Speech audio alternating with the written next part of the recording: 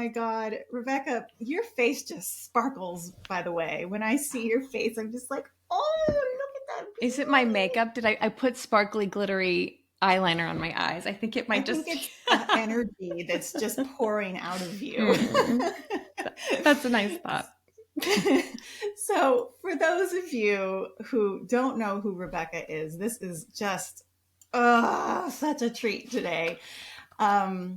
Rebekah, I was first introduced to you through, actually, I think it was through our friend and disability advocate, Gustavo Serafini. And then your powerful memoir-in-essays, Sitting Pretty, which, please everyone just read it.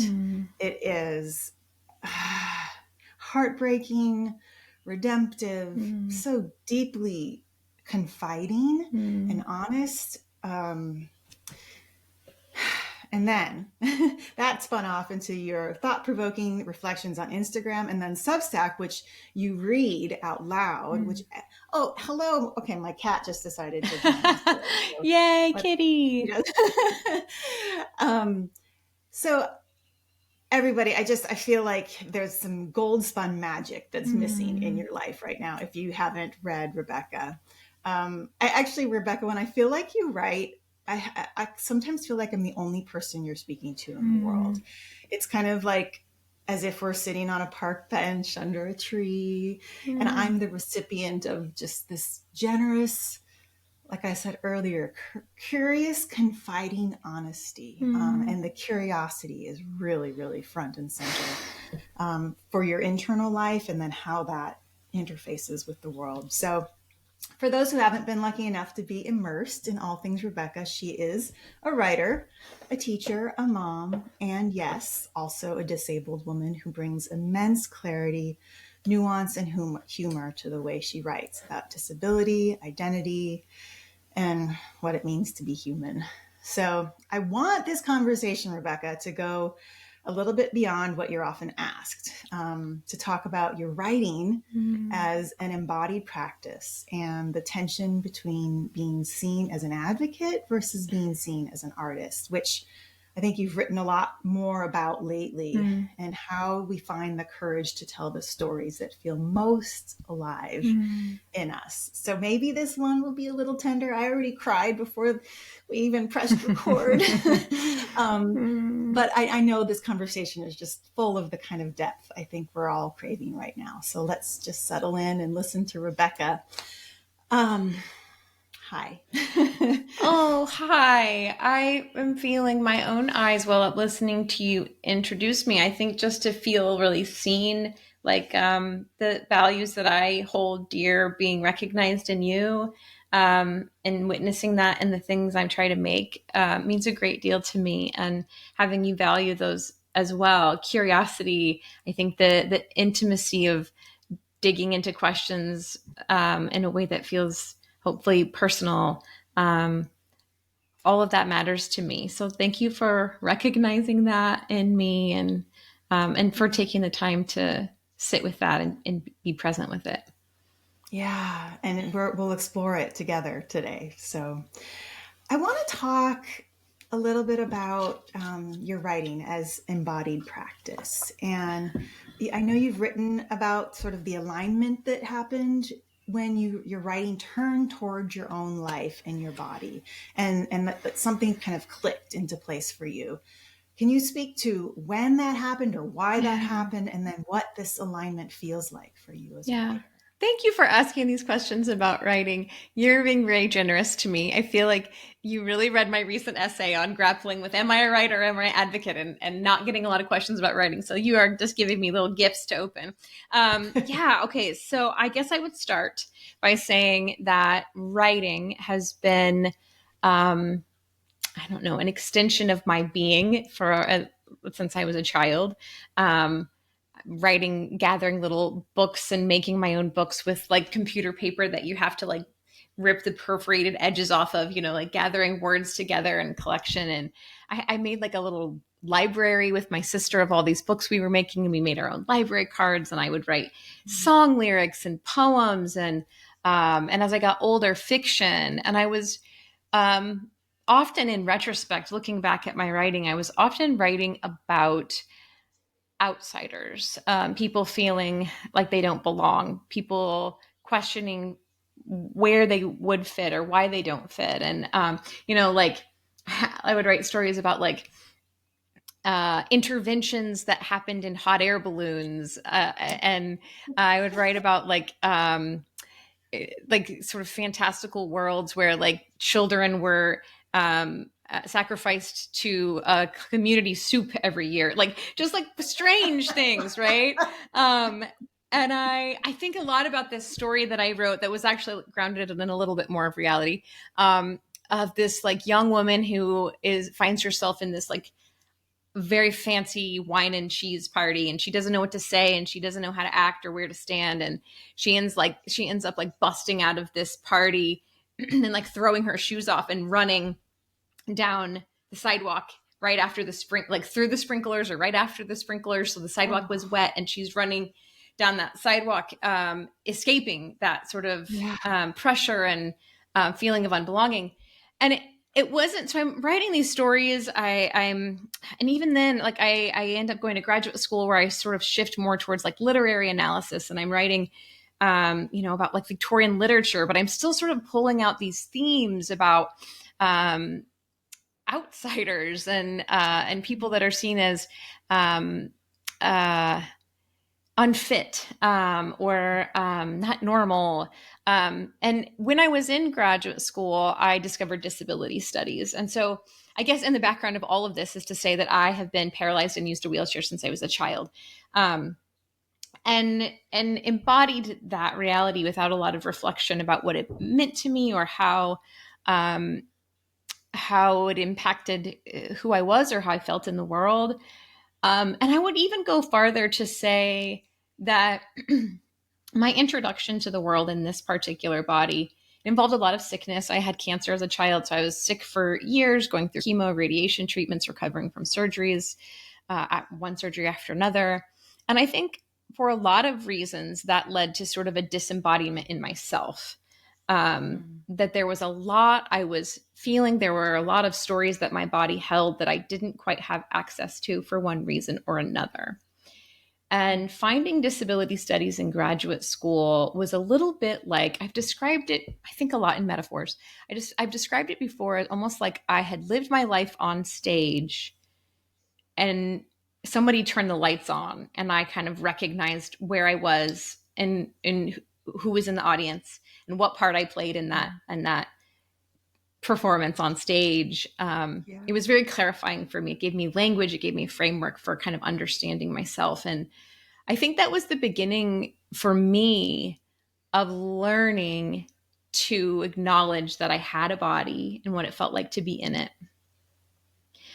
And so that sort of new lens, that new alignment started to show up in my writing. My writing is an extension of me, right? So it started to show up and I started to realize like, oh, I've been trying to tell a story for a long time and I didn't know how to get there. I didn't know how to access that. I don't actually know what it feels like to run on pavement, concrete, wet pavement, right? I don't actually know what that feels like, but I do know what it feels like to try to get my groceries in my car fast enough so that nobody will feel like they have to come and help me, to try to show the world that I'm capable of doing this thing. Or I do know what it's like to shut off my access to my own pain so that the nurse in the room is more comfortable. I like, these are things that I do know. And so I started to lean into that more. And I think what happened was that my stories felt truer somehow. And that's not to say that nonfiction is somehow truer than fiction. I think it was, for me, it was a block that I had of like, what is the story I'm really trying to tell? And I think for me, it required being more connected to my body to know it and to tell it. So that's a meandering way of maybe saying that was a little bit of the journey for me. Yeah, no, that is the journey. And so I think we have to meander to get there. And the embodiment that you talk about, we can't take that for granted. We can't just assume that that's going to be informing our craft. And it sounds like it really was a process of turning that stage light on to recognize your place in this world in order for it to come home into you. How did your writing sort of change at that point then? Well, in really concrete ways, it was the first time I started writing nonfiction, like personal creative nonfiction. So I was writing, like often like slipstreamy magical realism stories, which I still really enjoy and appreciate and will probably return to at some point. But in a practical, tangible sense, my writing moved from either fiction or sort of literary analysis to nonfiction. And I think, I think that part of what shifted in that beyond genre is just like an immediacy. And I think also I noticed inevitably that like the stories I was writing seemed to mean more to the people who read them. Oh, interesting. Yeah, which is slippery. It's interesting. It is an interesting. There's layers to that. But I think sometimes I think about that in terms of like, is this is the thing that is resonating for people the fact that somehow this is a truer story? It feels like a truer story to me. Is that the thing?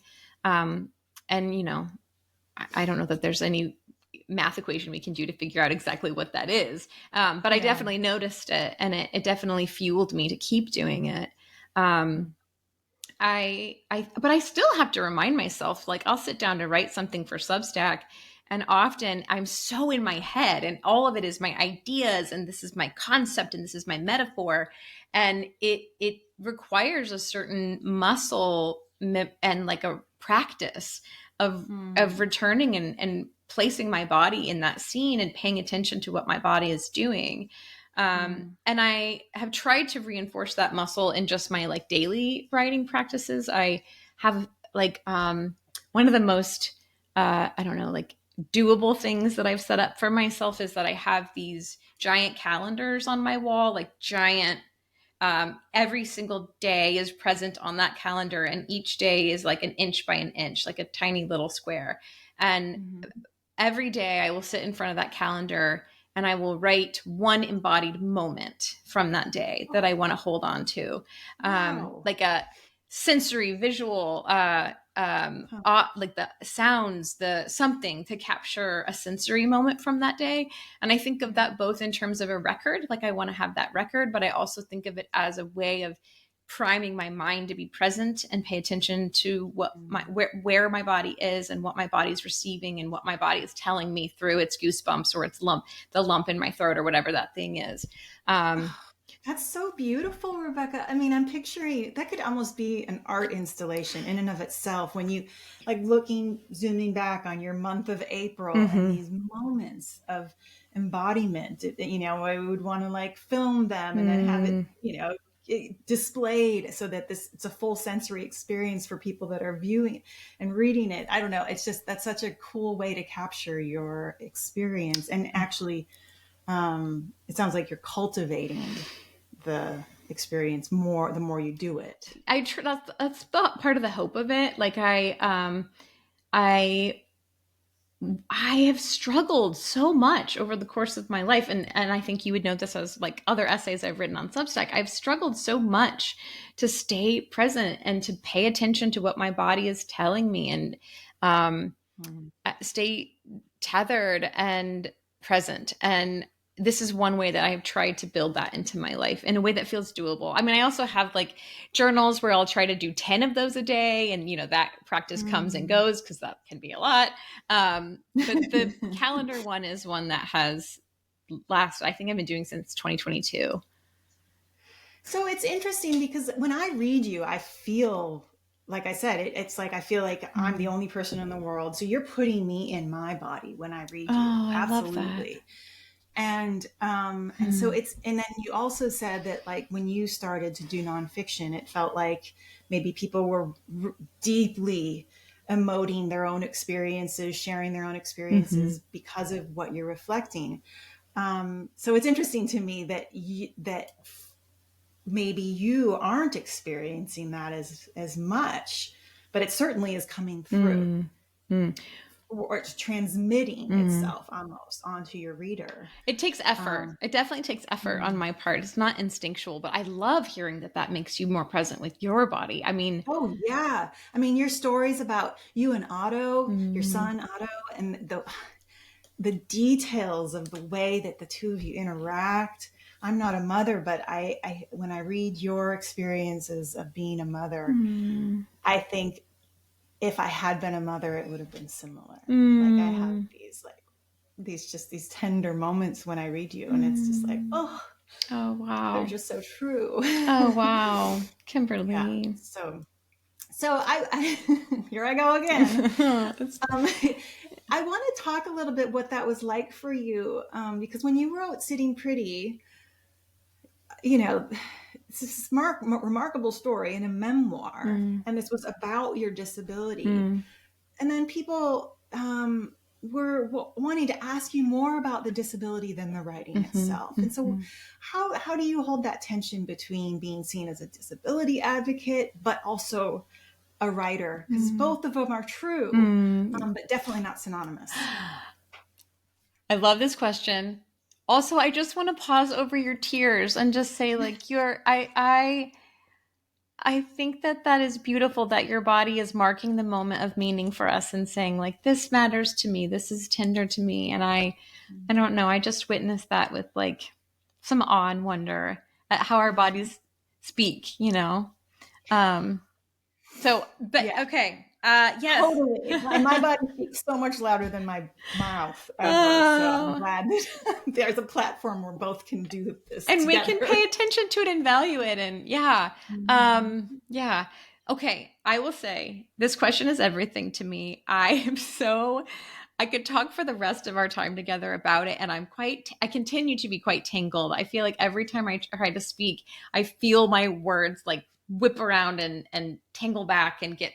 So we will do our best to plod through this. I mean, I think um it is interesting, um, and makes a lot of sense to me why people have responded to my book the way they have and wanted to talk about the things that they do. It makes so much sense, right? It's That's what the book is about. It's about disability, and it provokes, I think, a lot of personal questions for people both who are disabled and not.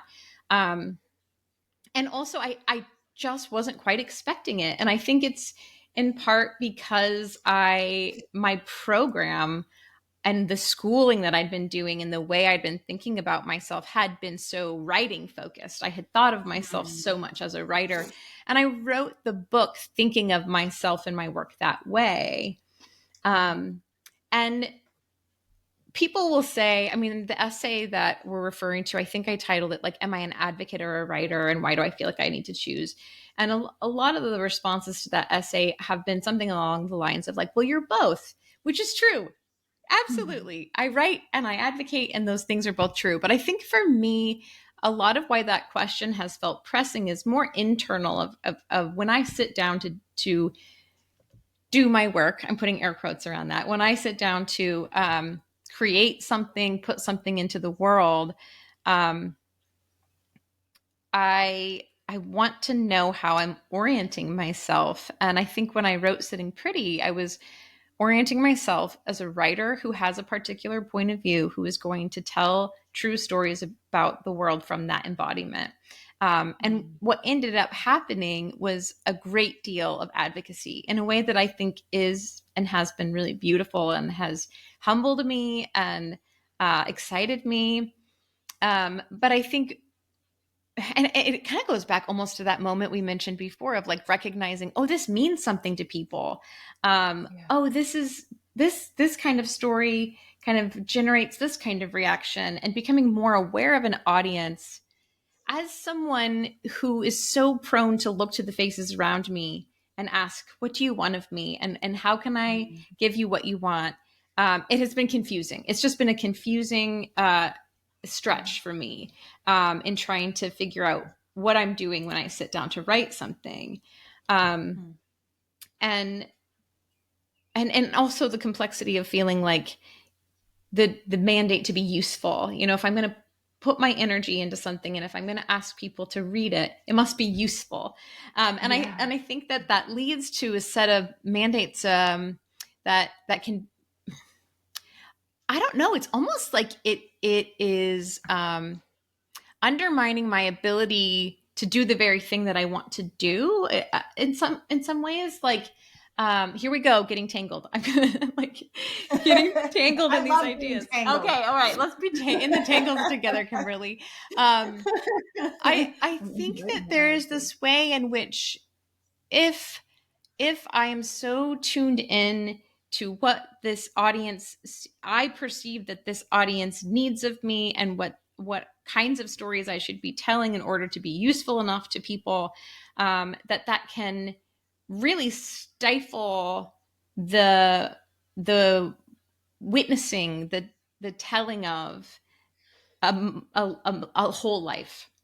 Yes. And I Yes. think in some ways, counterintuitively, that can stifle the advocacy itself. Like if I think about the young people, like even in my son's generation, he's 5, but like thinking about the pictures of disability I want them to have around them. I want them to see a disabled woman who is an advocate and also so much more, and doing and telling all the things. Yeah. And so I think what I have kind of been settling into is this recognition of um, pushing out my creative edges and trusting that there is value in that is useful enough. It will be useful if it's true. And sort of letting my idea of what advocacy is or what it can look like expand and be more nuanced and show up in lots of different ways. And I can kind of play with how I bring that into the world, and trusting, Yeah. like I think some faith there that will be doing something good for us. Yes. Yes. Yes. I think the trust is key, which is hard because the world is going to be using its own benchmarks and its own Yes. expectations. Yes. You talk about this in your recent essay in Time Magazine, which is another one that's just, I mean, everybody has to read this. I'm going to read a quote that I love from that. You say, "I'm weary of a world that decides my brand for me, sees my body and expects explanations, solutions, one kind of story about one kind of thing. Mm. And also, we can't belong in a world where our inclusion is up for debate. Mm. It can feel almost impossible to embody both of these realities at once. We trade one for the other, erasure or spotlight. I don't see you as disabled, or I follow you to learn more about disability." And what I heard in that essay is just the longing to know Rebekah's essence, like the deep, deep, deep down spark that it has not been influenced at all by the world's expectations. And whether, all of us, maybe we long for that, but I think for you, there's been a real a pressure almost. And it's like, well, there's also just this original voice that, who knows? I mean, maybe you're just some sort of erotica novelist. You saw me. You just see my deepest self, Kimberly. How did you know? Just waiting to unfurl. Exactly. So what is there anything that's helping you kind of shift from this feeling of being beholden to a brand or an expectation, but then also honoring what feels alive in you? Yes. Oh, yes.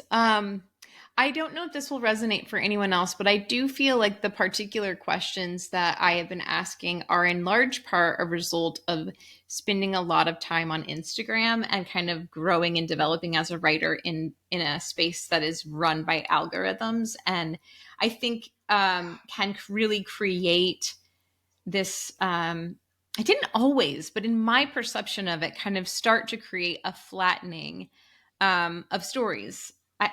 at the beginning, I feel like it was an opportunity for telling our own stories and those being rich and plump and complicated. And somehow over time, and I don't know if it's algorithm, I don't know exactly what it is, but I think sort of this flattening experience. And I think that's part of where I started to have a more narrow idea of what advocacy looks like. I think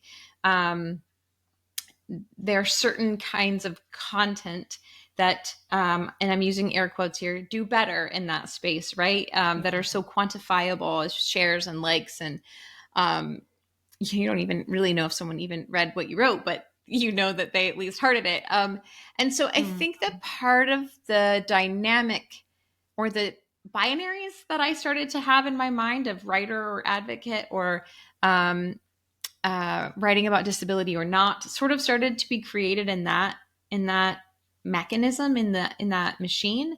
And so I would say just practically, I really do believe that shifting to Substack has been a really good move for me. It doesn't feel like it's operating under the same mandates. There's more space. It's slower. And I think that can sort of allow for more nuance in a quote unquote brand, if that's even a word we want to use.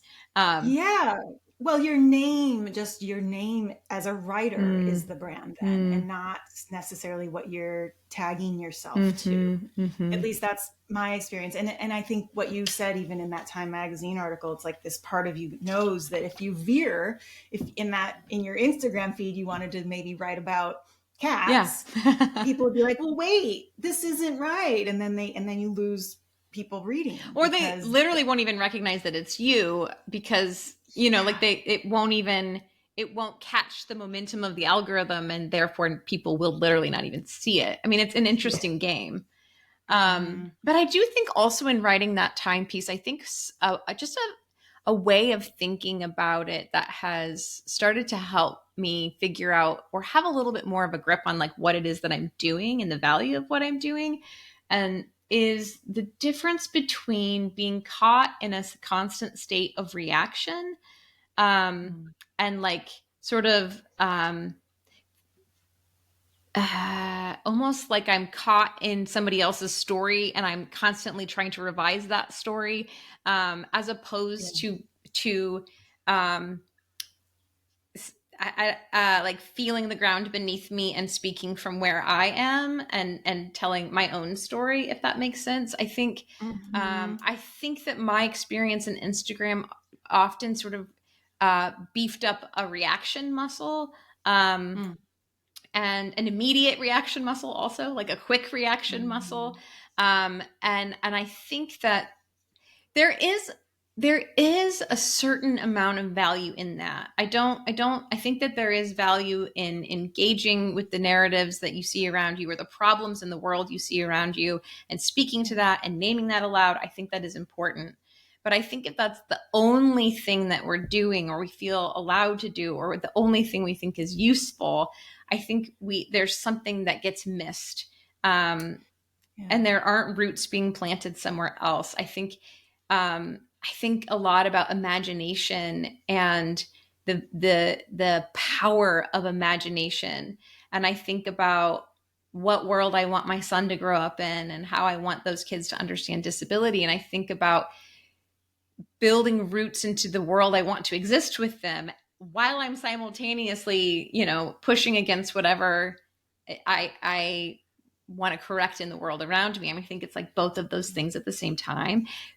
It's a very abstract way of thinking. I hope it's translating. No, but I keep going back to your board because you using the word root. And to me, I was thinking of the word anchor. Like these embodied moments are anchoring you in truth, in your truth. And it's like that essay that you wrote about your son and not wanting to do like a formal disability lesson for his preschool. And instead of telling the experience of disability, you wanted to show the experience. And I think that sounds to me, it's similar in the sense that you're just trying to anchor. You're anchoring what's true today because it might be a little bit different tomorrow, depending on how you are or what circumstance you're in. And that it reminds me, I'm working on a film called Unsung right now with the queer population, 4 individuals. And They talk about labels a lot and how they, yes, set us free, essentially because they give us sort of this, they project a longing for community and bring that community together, but they also completely can box. And so Yes. there, it needs to be recognized that both, that both of that is happening with these labels of Yes. disability, with, queer, whatever. And so ultimately, like, how is that showing up? How do you show instead of tell in your writing? Oh, yeah. I try to do it. Especially, Oh, sorry, what?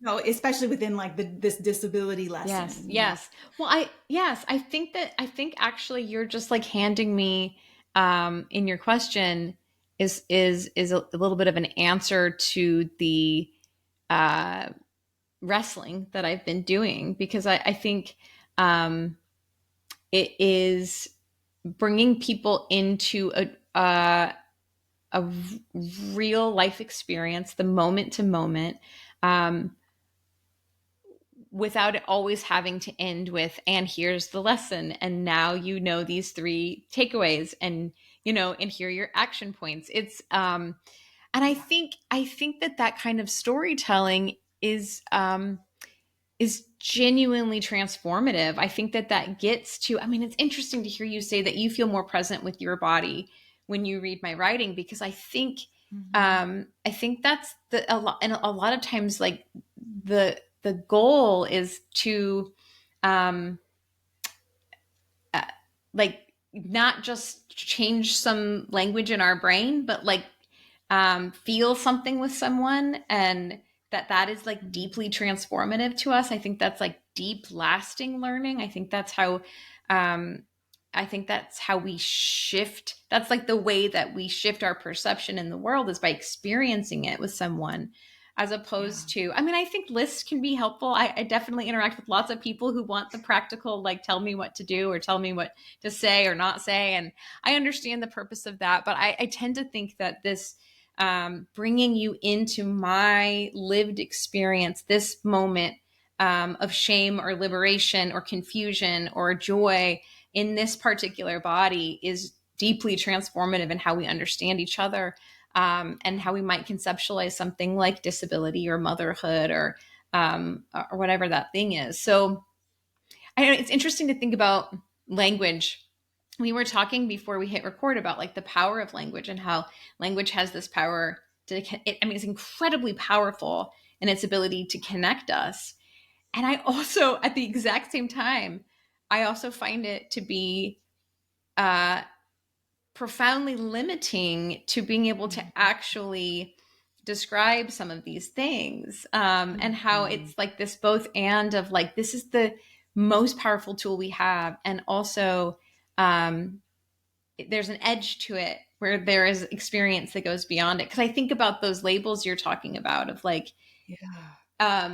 we cling, like, these labels are a way of understanding where we fit in the scope of humanity. It's how I understand myself as an individual and as someone connected to a community. And yet, what can you really hold behind that label? How, how much of a human life can really be expressed through that label? And I think both of those things Yeah. are true. um Yeah, it's so fascinating, to share with the audience. We were talking beforehand about how much connection I've experienced through the Substack relationships, like deep, deep, deep friendships. And how weird that is for me, because it's through words, and mm, because my primary form of communication is not words. I was not a very verbal child. I'm not a very verbal adult. I'm a listener, I'm a feeler, and that's how I operate through the world, even though here I am talking again. But it's that's why and it's funny because this theme is coming up in a few of the people I follow on Substack. There's one that just appeared today by Veronica Bond. I haven't read yet, but talks about the pre-verbal, or the ways we can communicate without words. And I wrote an essay last week in defense of nothing to say. And it was inspired by my mom, who's becoming less and less verbal as she ages. And part of that might be dementia. Part of that might just be a contentment that she's experiencing. And we instantly think, oh, well, we need to connect with her more. We need to engage with her, bring her forward. And what I kind of realized in her quietness as she was taking in this whole family during a vacation is that she's just becoming love. She's communicating beautifully. We just have to kind of slow it down, turn our chitter chatter down, and all of a sudden there is connection there.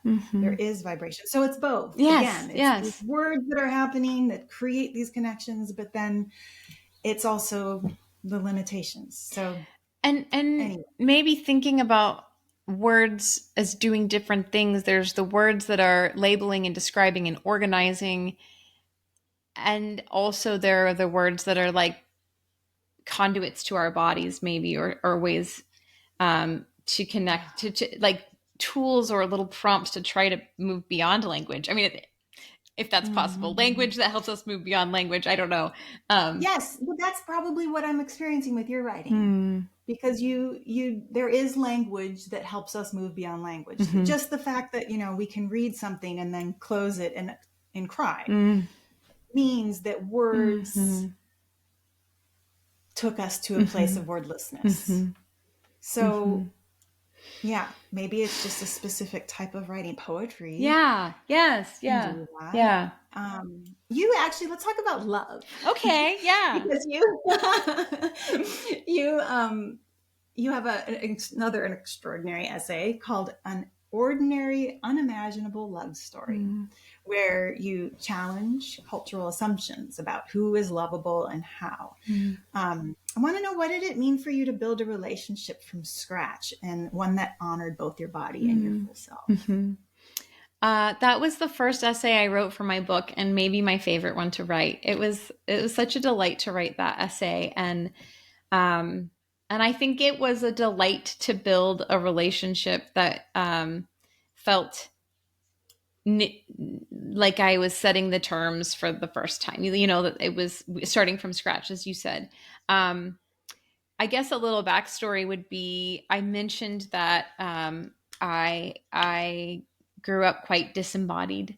And I think part of that resulted in a person who looked outward for what I thought love was supposed to look like and feel like, and the forms it was supposed to take. So and also there's this whole other set of fears and stories that come when you are a visibly physically disabled teenager, and what you imagine is available to you. I grew up in the age of rom-coms, so I'm absorbing all of the narratives about what this is supposed to look like, and it was very difficult to imagine myself into that. And so I ended up in a relationship with someone it was not a very great fit, and part of it was that we were both just very young, but it felt to me like this was my only shot. It was a fluke that this person wanted to be with me, and even if it wasn't the best setup, it was sort of like, well, do you want to be alone forever? No? Okay, this is what we're doing. So it was very like an intellectual decision to go forward with that relationship, and it was very much like this exercise in trying to create a relationship that looked like something, because I didn't have any other barometer for knowing how to move forward. So the goal was just to create something that people could perceive as a great love story, I guess. I mean, would not have had the language to describe it that way at the time. But in retrospect, I can look back and see the ways that my body was trying to send me a lot of red flags that, like, this is not the direction we want to go. And my head was like, this is the only direction we can go. So all that to say, I think it really, a way to picture what that looked like really culminated in my wedding that I had when I was very young. It was hitting all the marks of what this love is supposed to look like, down to like the extremely poofy wedding dress that I had that was like the worst fit for a wheelchair. I was like running over it all day. Like, what? Why would we choose this? Oh, because I've seen it. Okay. Yeah. So, or like the wedding pictures, like my wheelchair was taken out of all of the wedding photos. From the What? posed one. Yes. I mean, and that was kind of a common thing for me at the time. I mean, like I was used to that. Oh, Kimberly, I wish I could find this picture. One time I was a bridesmaid and the wedding photographer did not know what to do with my wheelchair. And so she just had me sit on the floor next to No. all the standing bridesmaids. And my chair was just like taken out. Anyways, it's just this whole dance of like, we don't know how to include this. We don't know what the visual is supposed to look like for this wheelchair. So we'll just find tricky ways to get rid of it and have you propped up here or sitting in a different kind of chair. It was this whole exercise in creating the image of a love story that looked like ones I had seen before. And that played out in every possible little way of that relationship. Wow. And really, I got out of that relationship because my body protested very hard. How is that? How did that happen? Yes, I will tell you. It was, I say this with so much pride in my body's care for me. And eventually, we had been married maybe 4 months when I couldn't eat anymore. I could hardly drink water. I was not sleeping at all. I was my heart was pounding all the time. I felt like I wasn't going to survive, and I couldn't explain it to anyone. I didn't know. It wasn't like I literally thought that I was going to be physically harmed. I just my body was in distress. And throwing up every red flag, like the ship is going down. And I ended up moving back home, which we don't have to go into this whole story, but it was a bit of a miracle in itself. My family was very, very, very, very anti-divorce. And they were a part of a church community that was adamant that they not let me move back home. And they did let me move back home. Yeah. And I immediately started sleeping again and felt a peace in my body. And all that to say, that was sort of the beginning for me of paying attention to what was actually happening in that relationship, and recognizing things I had been ignoring for a really long time. How did you know to listen to that as body, the red flags coming from your body, versus a lot of people would just go to a bunch of doctors, they'd just be like, all right, I got to fix this. Something's wrong with me. Yeah. Well, I think there was that. There was some of that. It was a number of things too. I was crying all the time. I just couldn't stop crying. I think there was a lot of it was specifically related to the guy I was with. I would just recoil when he touched me. There was a lot of it that seemed kind of directly related to that. And I should mention, I had my first panic attack of my life as we drove away from the wedding. Wow. It was, it was very, the pieces were all there. And I did. And I was going to the doctor a lot during that time.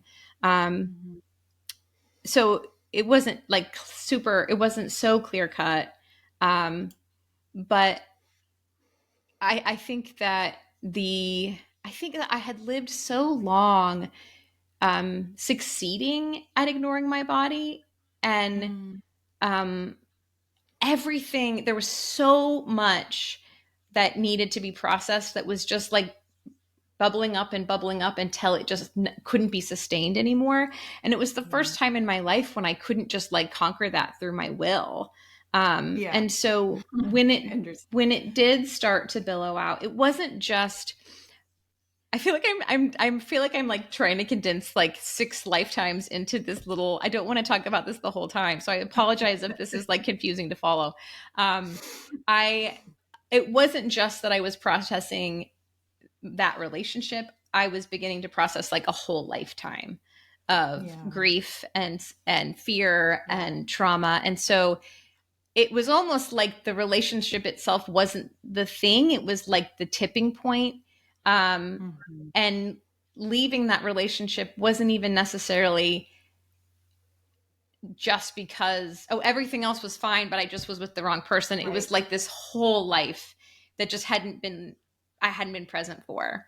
Yeah. And this was sort of the, That makes so much okay. sense. That absolutely makes so much sense. Yes. And it's it's important to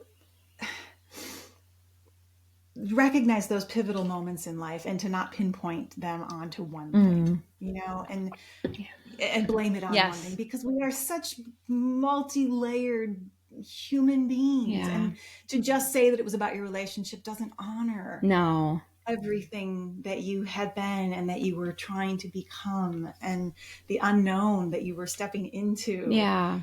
So, Yeah, and I think that, and also there's another person that's very tied up into that story, right? I mean, that's something we think a lot as writers of personal life too, is like, I know my experience, and I feel really careful about.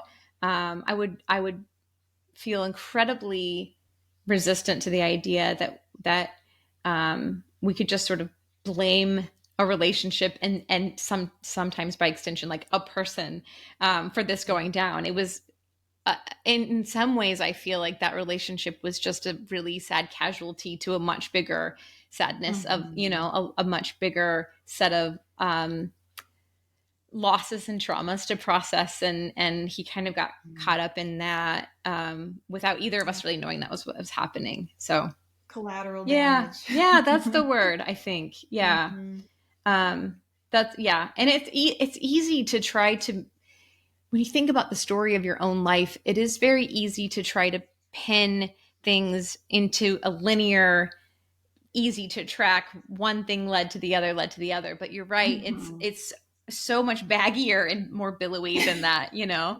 um, it all it all starts at the beginning and in the middle, and it goes sideways Yeah. and backwards and all of it. Absolutely. Yeah. And then you move forward into becoming a mother. Yes, yes. Your question was about starting a new love, and I just told the No, whole. but it's all part of it, because Mhm. I was just thinking as you were talking, again, sort of this messaging from your body Mm. and sort of these first signs of like that there's someone there to listen to. Yeah.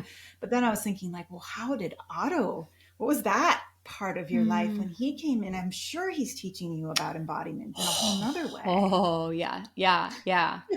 Yes. I mean, wow, it's been a doozy in the best way. Um, I'm trying to think if I should pause to say anything about the Micah in between there. I mean, I Yeah. think what I would add, just since we have all the context now of the backstory, is that when I found Micah, um, who's my partner, we've been together for like 10, we've started dating 10 years ago, I guess. So we've been Mhm. in our lives for each other's lives for a long time.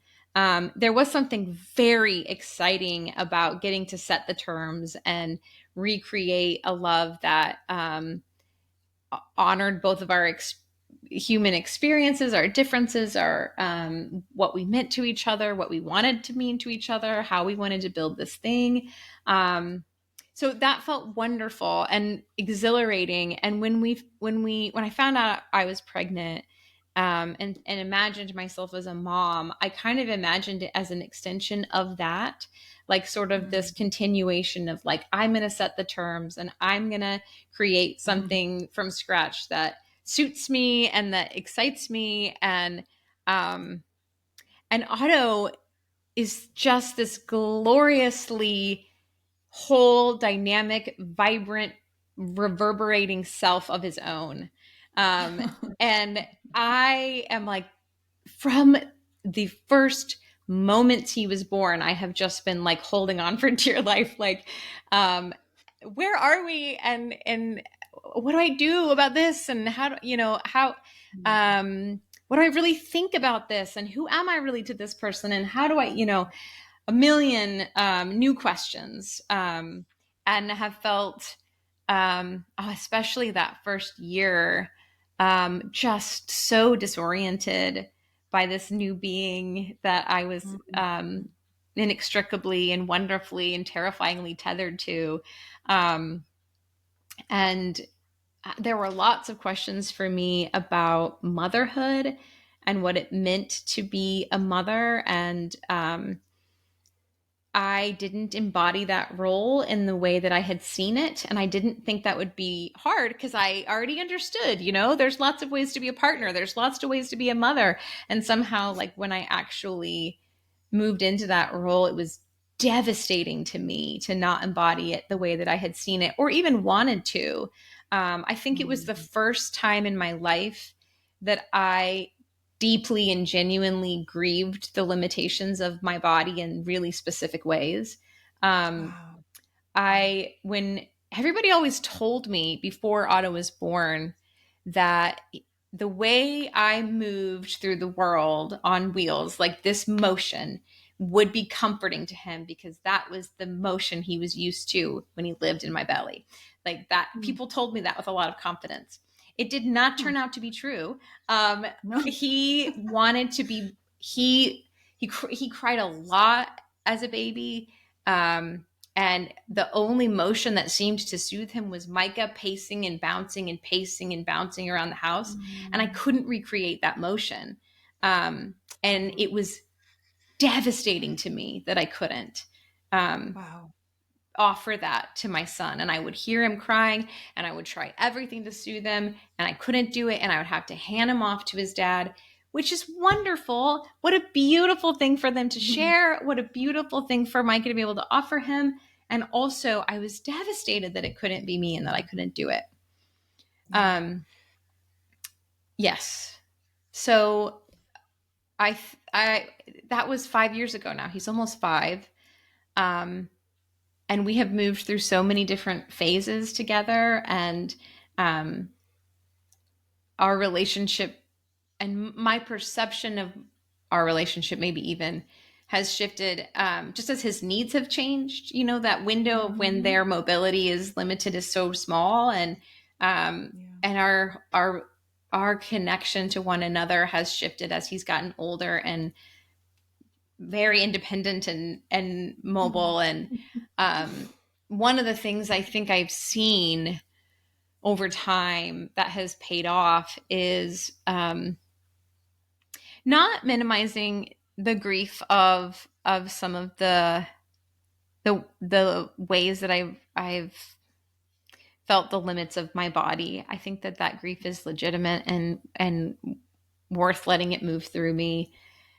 And also, I have seen the ways that, like, leaning into my physicality, the limitations of my body, and kind of bringing Otto into that world is also a gift that I have to offer him.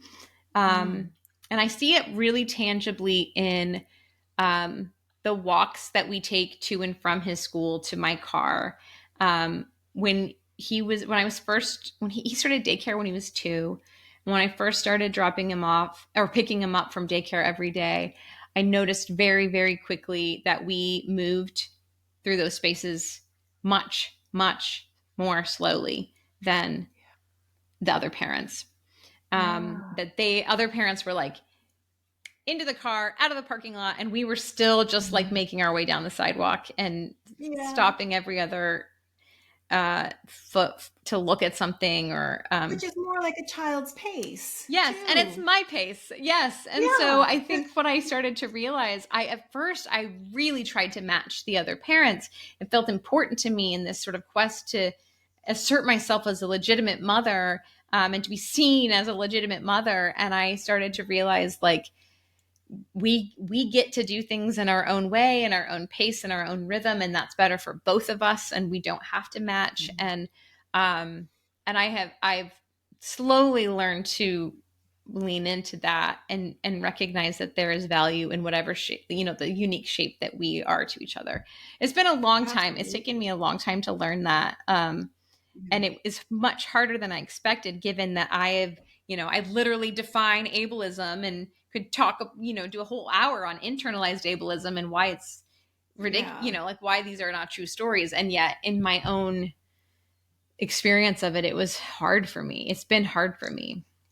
Well, I mean, it makes me think of the title of your book is so perfect, Sitting Pretty, because it sort of encompasses all the things that you thought you should be in this world, and all the internalized ableism that you are experiencing in the world, and this sort of, here I am, and I'm just going to fit myself into the world. And it's like you're slowly peeling all of these back to sitting Rebekah, sitting all of you, everything that you are, which is, as I'm experiencing, is full of, because you have that curious, insatiably curious mind, it's full of gold. And I feel like anyone, your readers, Otto, Micah, it just gets to benefit from that, because it makes us question how we've been conditioned too. So thank you for that. Maybe that's my next book, Sitting Rebekah. Sitting Rebekah. Yeah, I do think that there has been an evolution in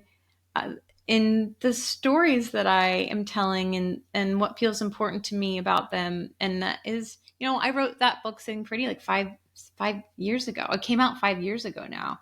And I do think that there are a different set of stories, and maybe hopefully they still have humor in them, but I think that there is like a sobriety that has come with time and age. And we haven't even talked about Micah having cancer during Otto's, during pregnancy and the early days of motherhood. And so that was also a layer to just the complexity of life, and how hard and magnificent it can be to live here and witness it. So yeah, it's not static. It's one thing that I've experienced from the people in the Unfixed community work. It's like there's nothing static about being embodied and being true to that embodiment. How do you feel about, so I know your storytelling right now is very personal and very rewarding for your readers, and I maybe still rewarding for you, but it sounds like there's some curiosity to maybe explore other things. But as you wrote, and I can't remember where you wrote this, but you said, what creative whim could possibly feel worth sharing when the world is on fire because of everything we're going through right now in this world, and even with within the disability community. So what is helping you kind of hold a space for writing that feels personal, while all of this, while the world is on fire? I think what has meant a lot to me is reading other people who are telling their own personal stories, bringing us into their own little corners, and seeing the value in that. For me, I mean, I think we both mentioned Andrea Gibson before we hit record, of like a Substack of like reading Andrea Gibson's essays about sickness, and they're very ill, and right up close next to that thin line of like passing on, and witnessing that in real time has been a tremendous gift, and not only in its own right, but I think that feels really relevant for the world that we live in. Like looking closely at this feels urgent too. I think about the essay that you wrote about efficiency and caring for those cats, the stray cats. I still have very vivid images in my mind of the descriptions of the care and the messiness of that care that you offered. That feels relevant. That feels urgent to me right now. And so I think if I can believe that about the things that you and Andrea Gibson are writing, then I have to believe that for me. And I think that goes back to that faith piece of it. That's like, I have to have this faith that what is alive in me, what is true in me is important, that bearing witness to that is important, that it matters. So I think it's mostly being able to see that in others that makes me remember that and believe that. But it's hard. I mean, Yeah. the world is overwhelming and scary, and figuring out how to breathe in and out, let alone put a sentence together, can be really hard. So I guess I also want to acknowledge that. Mm-hmm. Yeah. I think we also referenced this before we talked about so much. We had like a half an hour. I should have pressed record, but we were talking, I think, again, Substack, Mhm. as you continue to grow on Mhm. Substack, I think you'll start to see how those personal stories translate to Mhm. just deeply universal themes, Mhm. and also Yes. move people to places that they need to be moved to, or they want to be moved to, and it comes through these connections that are Mhm. just rich. And I don't think I never thought that my memoir was something to share. Never, never, never, never, never. I was just like, family, here you go, you can understand what happened to me. Mhm. I did not know that it would speak to people. Mhm. I just, and how would I know, I Mhm. guess, until I shared, and then people pulled on those themes, and the Yeah. word unfixed became not so much, just this personal experience of chronic illness, but this world is unfixed. And you can Yes. look at that through the lens of climate change. You can Yes. look at that through the lens of every Mhm. uncertainty that we Mhm. encounter. Mhm. So, I remember. and it becomes so much more accessible when it's through Yes. story. Yes, I think so too. I think so too, that it's so funny to use words to connect in the wordless. Yeah. I never really thought of that framing of it, but I think it reminds me of when I was in graduate school, and um, this was like, I don't know, 2016, 2017. So a different world in some ways and similar in some ways. But I remember, um, when I was started out on writing creative nonfiction, a professor of mine was talking about the personal, um, and with personal writing and memoir, there has long, I mean, like since this genre has existed, there's been this criticism both internally and externally, like from people who create it and people who witness it, as like self-indulgent navel gazing, like, what are you doing? Yeah. Yeah. Why is your story so important? Blah, blah, blah, blah, blah. And I remember my mentor, my beloved mentor in graduate school, saying, like, if you can tell a story, if you can get so deep down, like the deeper down the into the very specific heartbeat of a personal moment, that will translate into something universal, because that is the true Mm. seed. Like, there is something there. If you can find what that is and you can capture it and tell it, that deeply true personal, only you think you're the only one in the world moment, that unlocks something much bigger, that will inevitably feed into these big themes, these huge questions that we are grappling with as a Wow. species. And so Yeah. most of the time, I can tap into that and believe that. Sometimes it just, Yeah. I am so Uh, stunned that I freeze. But I think of yeah. her often in giving me that nugget. God, that's just so. I want to ask you. We're at an hour, and I want to ask you. This is a horrible question, I can't wait. but because we've been talking about this whole arc of the body of your work, and I mean, and you even have a podcast now, and it's not centralized on disability. It's you and your friend talking, and so I want to know, as this journey of your life continues, going deep, deep, Hmm. deep down into this seed that will speak universally to the world. What Hmm. is that for you now, or where is that evolving to? What does that look like? That is a Or terrible can you speak question, to it? Kimberly. No, I mean, it's a great question, because it's like, I think that is an important, like, reflection point. I mean, one of the first things that comes to my mind is the both and of being human. I think, um, I mean, it's funny that we started this conversation with this, like, am I a writer or an advocate? You know, these binaries. And it's, I think the world we live in, and maybe this has been the case forever and ever, in different ways, but I think that our brains seem so prone to binaries and wanting something to be this or that, tragic or triumphant. That's why I love the word unfixed so much. I mean, I think that there's so much that can sprawl underneath that Yeah. word. It's expansive. It invites questions. So I think, for me, I think so much about the value of practicing, the both and letting cracking the doors open for more and more of that in our experience of the world. I mean, especially right now, it can be at a fever pitch when we feel like we must choose one or the other, and it is black or it is white, and it is this or it is that, and it can only be this or it can only be that. And I think, that's hardly ever true. I think so much of the time it's this layer and this layer and this layer, and I want to be able to name every one, and I want to be able to hold on to 2 or 3 or 4 even when they contradict. I want to look at all of it. The Substack that I started last year is called This Too, and I think that's part of it as well. It's this and this and this and this too.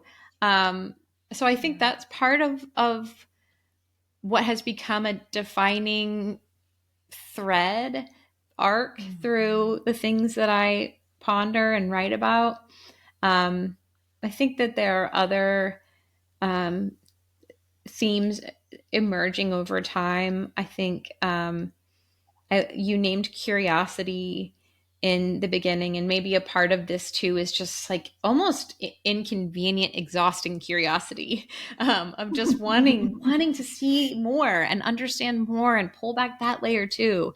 So I think those are some of the things that I see as always running through what I'm doing. And maybe it's because to me, writing is the space of discovery, and writing is the tool for understanding and making sense. And so,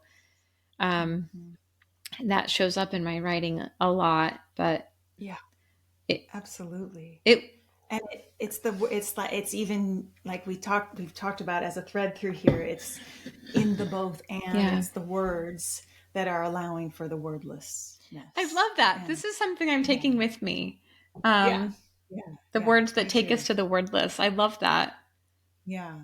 And that it's just such a perfect way to allow this both and experience too, because some of us are like, well, I'm nonverbal, or I'm an introvert, or it's like it's all there. Yeah.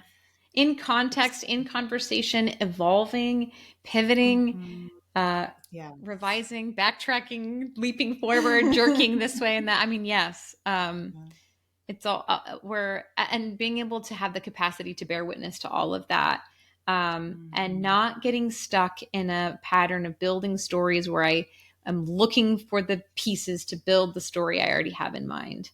But being able to bear witness to the organic and great unfurling of whatever is there.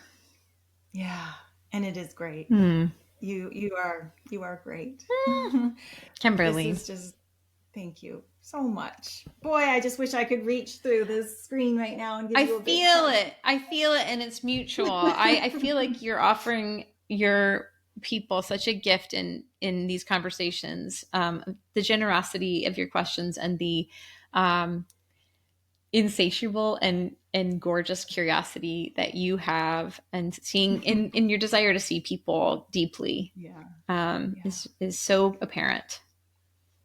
Thank you for seeing me. That's very true. If I know one thing to be true, that's true. It's true. So, mwah. Mwah. Thank you.